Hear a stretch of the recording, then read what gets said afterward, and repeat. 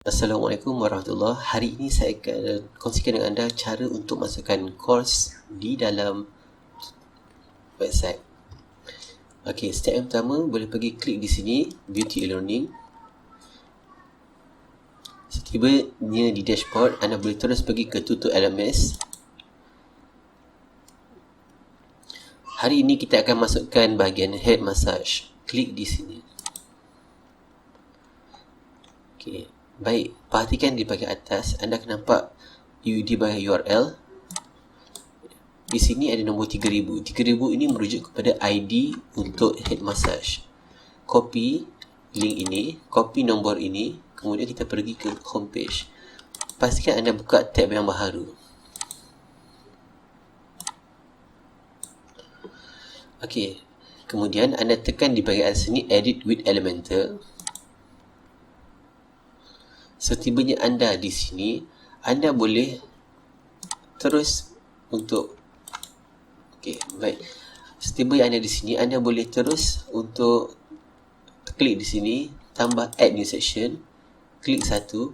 Kemudian di bahagian sini anda search, klik di sini dan anda search widget Tutor Course. Anda tarikkan daripada sini masuk ke sini. Perhatikan, anda boleh namakan terus course yang anda ingin mahukan, iaitu head massage tadi.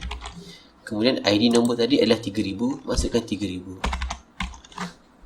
Untuk perhatian, setiap ID number ialah berbeza. Baik, ini ialah course untuk head massage. Nampak di sini head massage 14 orang, channel dan harinya telah ditetapkan.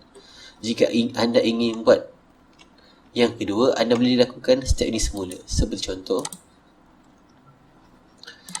anda ingin memasukkan course yang lain, iaitu course sengkak massage advance.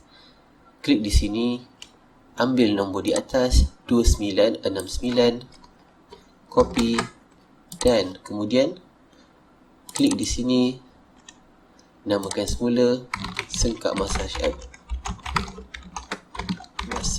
advance dan pastekan ID number. Dia akan berubah. Baik, itu sahaja untuk cara untuk masukkan course di bahagian page. Kemudian klik update.